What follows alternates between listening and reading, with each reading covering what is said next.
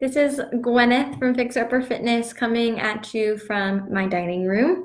I'm hoping soon that we'll get Zach on here too. We're going to try something new today, but we're going to do our FAQ Friday. So this is, hold on, Zach joined. I don't know how to invite him in. Oh no, this might not work. Okay. I don't know, maybe because this is from a page. Okay, well, I think I might have to do this by myself unless Zach comes up with something. But our question today is, do I need to rest? And I think it's appropriate, even though a lot of people are kind of in this like period where they might not be in their regular routine, or they might have more rest per se than they're used to. But rest and being bored aren't necessarily the same. And so I want to talk to you today about kind of how often should I be resting? Do I need a rest day in particular from exercise? And then what are the best ways to do that? So let's start. I guess in short, the answer is yes, you do need a rest day. And it's not just for your muscles, but it's for your mind as well. But rest is an important part of muscle recovery. It prevents overtraining and fatigue that comes along with that. The ACSM, which is the American College of Sports Medicine, that we're all certified through at Fixer Upper Fitness, recommends 48 hours between high intensity workouts of the same muscle group. So that would be like not doing a leg day that's super high intensity, reaching all your maxes, and the next day doing the same muscle group. So maybe doing chest or back or arms or something like that instead of your leg day.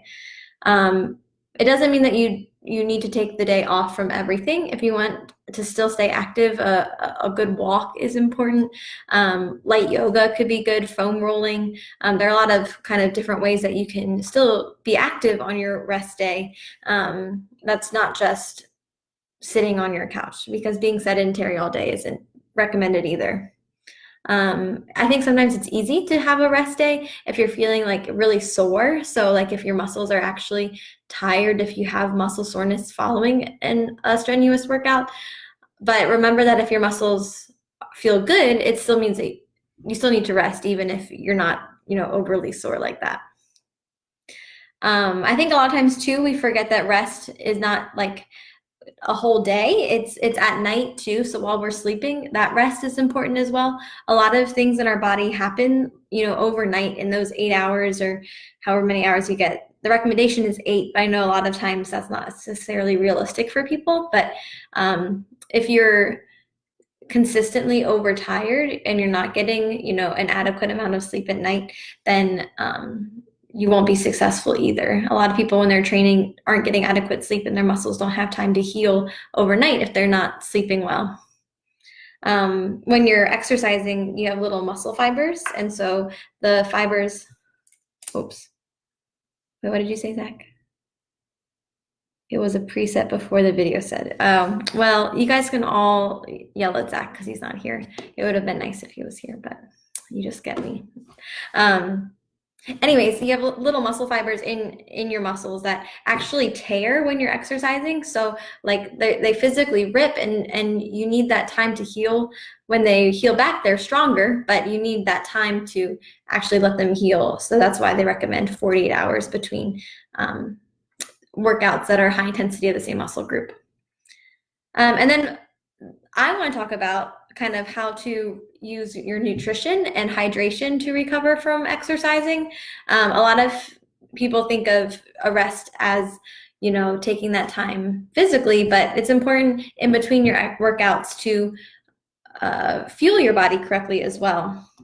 So the number one thing, if you don't know anything about nutrition, while you're working out and training, the number one most important thing is to be meeting your caloric needs if you're training.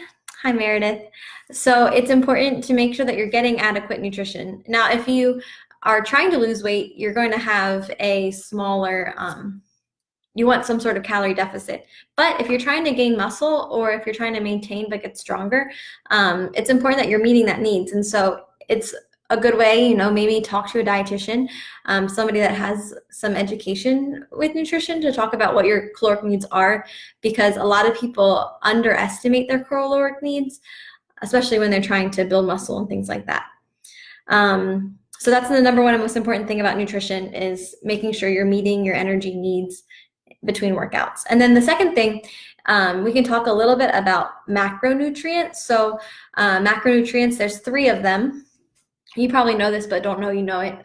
Carbohydrates, protein, and fat are the 3 macronutrients. And so a lot of times we talk about protein when we're exercising, and that's important because protein have amino acids that are used to help rebuild those muscle fibers that we were talking about earlier. But carbohydrates are very important too, for 2 reasons. The first reason is that carbohydrates in your blood signal insulin. That's a little sciencey, but it signals insulin to kind of unlock your muscles, if you will, so that the nutrients in your blood can go to the muscles. So you need carbohydrates to kind of signal that mechanism to happen. Otherwise, your muscles might not get the nutrients that it needs after a workout.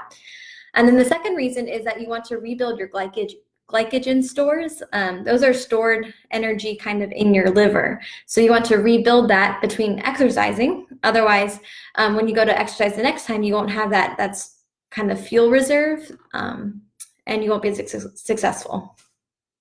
And then the third one is fat, and fat doesn't have the same importance when it comes to refueling after exercise, but it is a very important macronutrient that's good for your skin. All of your cells have a fat membrane, and so that's why fat's important. One of the reasons. And then finally, hydration is important in between exercises too. Most of us are pretty good at refueling and hydrating during our workout. So like when you're working out, you get thirsty and you drink water. But did you know that it's just as important to start your workout hydrated? So making sure that you're hydrated before you begin your exercise. Of course, staying hydrated throughout, and then continuing to hydrate after, because your body is using more liquid and you want to make sure that you're replenishing it there. So to recap, of course, do I need a rest day? Yes, of course you do.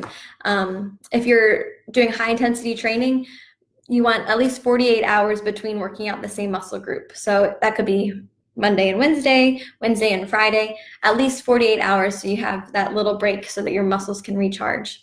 And on those rest days, you can do yoga, you can do walking, you can do things that just aren't as high intensity. Remember, adequate sleep is important for resting, so making sure you're getting, it varies a little bit different from person to person, but a recommended 8 hours would be a good place to start. And then third, making sure you're fueling and hydrating your body well between your workouts as well. So make sure that even in this time, you're taking care of yourself. I know when schedules get wonky and you're home, or you're maybe you're working more with all this happening, if you're essential, make sure that you're taking care of yourself and getting your sleep, getting your rest, and getting good nutrition in you and hydration. But that's kind of it today. Thank you guys for watching. Make sure you're following our page so that you can see our workout of the day every day. That was a really good one, using a broom today. So make sure you like the page, check us out. We love you guys. Stay strong in everything, okay? Have a wonderful rest of your Friday and a good weekend, and we'll check in next time. Bye.